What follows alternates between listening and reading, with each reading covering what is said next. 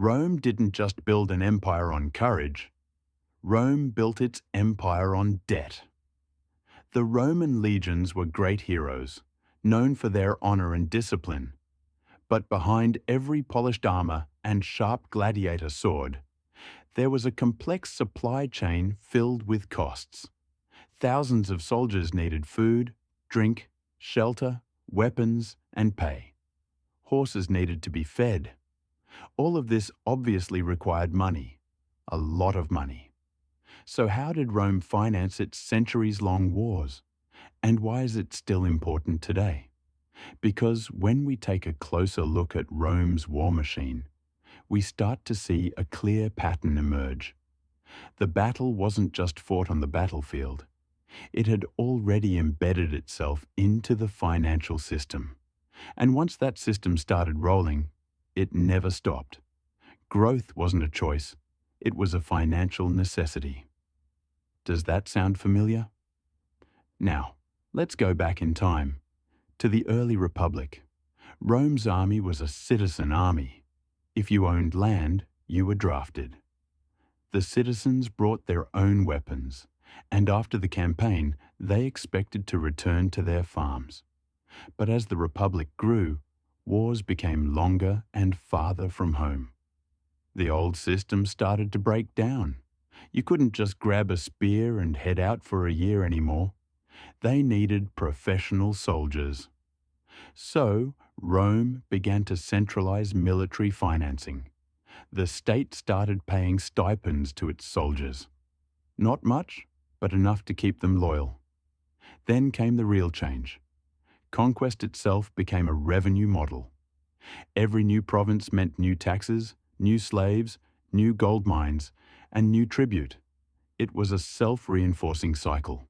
War funded more war. But here's where it got interesting and dangerous. Rome didn't just rely on taxation. They also started borrowing.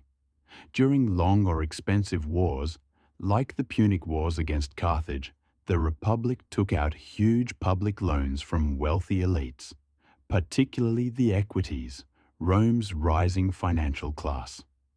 These weren't patriotic donations. They were investments.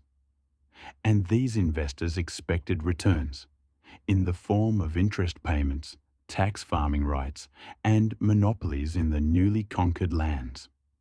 So, war became a business, and the more profitable it was, the more wars Rome started. Over time, this militarized economy began shaping everything. Political power shifted toward generals who could promise spoils. Senators became shareholders in violence. Private contractors, the publicani, managed everything from logistics to tax collection, skimming fortunes off the top. It was military-industrial capitalism in a toga. And the costs? They piled up. To pay soldiers and creditors, the government had to constantly find new revenue. When conquests slowed or uprisings drained the treasury, Rome resorted to the oldest trick in the book, debasing the currency. Starting under Emperor Nero, the silver content in the denarius was quietly reduced. Over the next 2 centuries, emperors kept diluting it, turning what was once a reliable silver coin into a thin promise backed by nothing. Inflation followed, confidence eroded, and by the 3rd century, Rome's monetary system was in free fall.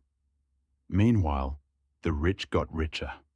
Senators and equites shielded their wealth in land, slaves, and foreign accounts.